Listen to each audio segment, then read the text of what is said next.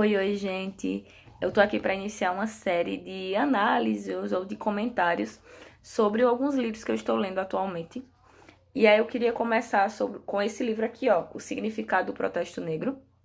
Ele é do sociólogo militante socialista Florestan Fernandes, que é um sociólogo muito importante, né?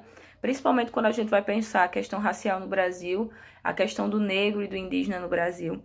Então ele é uma leitura quase que obrigatória, né, para a gente poder falar sobre essas questões. Então existe um motivo para o Florestan ser um clássico, né? A escrita dele é mais densa e eu acredito que esse livro seja um livro mais didático. Por isso a escolha, né? E eu vou comentar um pouco sobre ele. Primeiro falar sobre alguns pontos do texto, né? Ele vai começar falando sobre o mito revelador. E esse capítulo ele é muito importante porque o Florestan vai bater de frente com o mito basilar da nossa formação de pensamento, nossa formação social, que é o mito que no Brasil a gente vive numa harmonia, né? Uma harmonia da democracia racial. Então aqui nós não temos tensões raciais. E aí entram outros autores, né? A gente pode falar um pouco sobre o Gilberto Freire, né? De como ele pintou esse mito e como ele ajudou a criar essa ideia de uma espécie de morenidade, né? Em que todo mundo, que no Brasil não existe esse conflito entre brancos e negros, o que existe uma ideia muito harmoniosa. E aí o Florestan ele vai vir para rebater essas questões, né? O Florestan vai iniciar falando que a ideia de se ter um mito já é para se enganar, para se disfarçar algo, né? E a partir do mito da democracia racial é que a gente pode ignorar a situação do negro no Brasil. É só a partir desse mito que a gente pode fingir que as desigualdades gritantes elas não existem. É a partir desse mito que a gente pode ignorar o fato de não conhecer pessoas negras em lugar de destaque, de poder. E é graças a esse mito que a gente normaliza algumas questões. É por causa desse mito que a gente finge que não percebe quanto a desigualdade impacta também na questão de classe. Então esse mito ele vai ser muito importante para fingir essa harmonia e também para manter um racismo forte. Então enquanto esse mito existe, não existe um combate efetivo ao racismo. E aí o autor vai falar sobre isso, né? Ele vai falar sobre como a libertação, o fim da escravidão, não foi uma libertação real, e sim o último espólio, né? Então você vai ter essa população que produziu a riqueza, e o Florestan vai deixar isso muito claro, que a população negra é a produtora de riqueza, é graças à população negra que você vai ter o primeiro desenvolvimento capitalista no Brasil, né? A primeira expansão, na verdade, de capital dentro do próprio país. E mesmo assim, quando se vê a libertação, o que você vai ter não é de fato uma libertação, mas sim uma formação de um exército de reserva extremamente precarizado. Um exército de reserva que vai estar com os piores, com as piores funções, recebendo os menores valores, né? Então vai ter mais um espólio em cima dessa população. E aí ele também vai trazer em algum momento, né, a questão, a gente consegue fazer alguma leitura para encontrar a questão de gênero ali. E aí ele vai trazer a questão das mulheres, né, vai falar que as mulheres negras vão ser mantidas, né, elas não se mantêm, elas vão ser mantidas nesse lugar de empregada doméstica, né? Se antes elas cuidavam da casa grande, né? Agora elas são obrigadas a se manter cuidando dessas mesmas, dos herdeiros dessas pessoas, agora em suas casas como empregada doméstica. Cuidando desses filhos agora como babá. Vai ser muito interessante a questão, essa forma que ele vai trazer, que vai imbicar de maneira bem clara a questão de raça e classe no Brasil. E aí ele vai trazer, inclusive, essa frase que eu achei bem interessante. Marx e Engels afirmaram que a emancipação coletiva dos trabalhadores deve ser realizada pelos próprios trabalhadores. Essa afirmação é verdadeira com referência aos negros. cabe-lhes conquistar a autoemancipação coletiva, libertando-se de uma situação desumana, ultrajante e insustentável, que os prendem ao passado e a um padrão de dominação racial obsoleto. Eu acho isso aqui muito interessante, porque por vezes a questão racial e a questão de classe, elas parecem muito separadas. E o Florestan vai trazer aqui exatamente que não são. O que o Florestan está falando aqui sobre um protagonismo negro é uma necessidade desse protagonismo real, uma necessidade que esses sujeitos, esses homens e mulheres, possam construir uma história de emancipação. Então aqui ele não está falando sobre uma representatividade vazia. O autor está falando sobre um projeto de luta. Um projeto de luta que caminha junto à questão de classe, mas que não está subjugado a ele. Então a questão de classe aqui pelo Florestan, apesar de muito importante, ela não vai subjugar a questão racial de maneira nenhuma.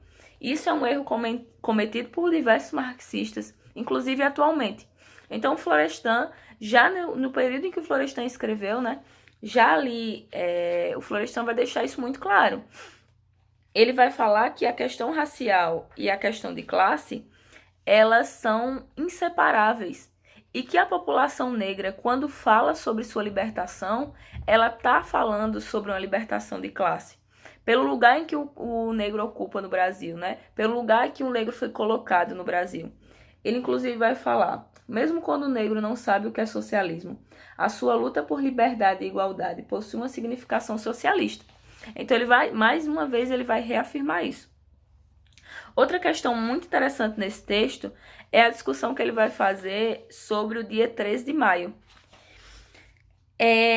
Essa data, ela sempre gera muita disputa, né, entre a memória oficial e o movimento negro. Então, a gente vai ter uma memória oficial que vai falar sobre o dia 13 de maio como o dia em que uma princesa libertou a população negra por uma questão de bondade, né? E aí o Florestan vai dizer que não. O que a princesa fez foi assinar um decreto que matava uma instituição já morta. Então o Florestan, ele vai falar que essa abolição é mais uma artimanha para expoliar mais uma vez a população negra.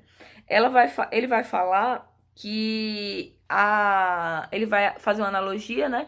Ele vai falar que o fim da escravidão é como a queda da Bastilha. Então ela é um marco, né? Ela foi festejada, mas a Bastilha estava vazia. Então, assim, existem outras questões a serem levadas em consideração.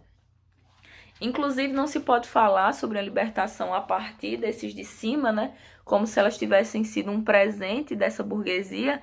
Primeiro porque ela não foi, porque, como eu falei, né, era uma instituição que já estava carcomida, né, já estava ali em declínio há bastante tempo. Depois, porque você vai ter pressão das lutas por emancipação. Então, você vai ter rebeliões, você vai ter a formação de quilombos. Enfim, você vai ter luta no Brasil inteiro por essa libertação, de fato. E você tem a pressão externa, né? A gente vai ter ali o Brasil como sendo o último país a fazer essa abolição. Então, se essa princesa bondosa, se essa coroa, né, inteira, porque se fala muito sobre o Dom Pedro não gostar da escravidão, e enfim. Por que eles não fizeram essa abolição antes? Porque essa abolição não veio antes. Porque existia um projeto de ficar ressarcindo os senhores de escravo e não essa população. Entende? Então ele vai trazer isso, ele vai trazer inclusive uma disputa entre esse dia 13 de maio e o dia 20 de novembro. Quando ele vai falar sobre o dia 20 de novembro, ele vai trazer uma ideia muito interessante, que o dia 20 de novembro ele não é só uma data simbólica, mas ele também mostra como a população negra conseguiu construir uma história própria, independente da história oficial. E aí ele vai dizer, a escravidão não impediu que o agente do trabalho e vítima de sua constituição Ele vai dizer: a escravidão não impediu que o seu agente de trabalho e sua vítima constituíssem sua própria história, independente dos mitos consagrados pela história oficial. Então, independente do mito consagrado pela história oficial, né, essa história da Isabel e, enfim, dessa libertação de cima, o que a gente vai ter é a população negra reconhecendo como um herói, como uma figura realmente importante, o Zumbi dos Palmares. E essa é a importância de se pensar também o dia 20, né? Pensar sobre a construção de uma história do negro pelas mãos do negro, né? Uma história negra feita por mãos de pessoas negras, uma emancipação que não vem dos de cima, desse acordo, dessa autocracia, mas que vem dos de baixo, que vem daqueles que lutaram de fato por isso. Enfim, esse texto ele é muito interessante, ele é muito atual. Vale lembrar também que nesse texto ele vai falar diretamente ao PT, né? Ele foi deputado pelo PT. E vale ressaltar que o PT era muito diferente. Então, o PT de hoje em dia, a gente precisa fazer algumas ressalvas quando simplesmente fala que o Florestan fazia parte do PT. Porque não podemos esquecer que o compromisso do Florestan é um militante socialista. Então, ele é de fato um quadro muito disciplinado do PT, mas ele é um socialista. E isso não pode deixar de ser visto durante toda a sua trajetória, né? Nós não podemos apagar isso. Tanto que a gente vai ter uma carta à liderança do PT, aqui como a última parte do texto, do apêndice, na verdade. É um texto muito interessante, em que o Florestan vai falar sobre... Ele vai puxar, né, pedir o apoio do PT para a emenda que ele vai propor, uma emenda constitucional, que vai tentar fazer uma espécie de reparação real do negro no Brasil, né? E ele vai chamar a atenção dessas lideranças do PT, né? Inclusive, essa emenda, ela vem aqui, anexada, e elas são, acredito que 9 parágrafos, em que o Florestan vai propor, né? Que faz aquela reparação que deveria ter acontecido em 1888. Então, o Florestan ele vai trazer a necessidade de se entender o negro enquanto um sujeito que tem cultura, um sujeito que passou por uma ferida da escravidão, né, que não é uma mera herança escravocrata, mas uma estrutura que lhe empurra para uma marginalização. Então, existe uma necessidade de que o Estado faça uma reparação disso, não por uma questão paternalista, mas por uma questão de assumir, arcar, na verdade, com aquilo que ele mesmo causou. Então, as riquezas produzidas no Brasil, elas foram produzidas por essas mãos. Então, nada mais justo que o Estado minimamente repare essas pessoas. Uma reparação que não houve, que repare os seus descendentes. Então, assim, é um texto muito interessante. Eu espero que vocês tenham gostado dos meus comentários. É o primeiro vídeo, então acredito que eu vou conseguir mudar alguns formatos, né? Eu ainda não tô acostumada, então fico um pouco nervosa. Mas é isso, leiam Florestan, não só esse livro, mas as outras obras.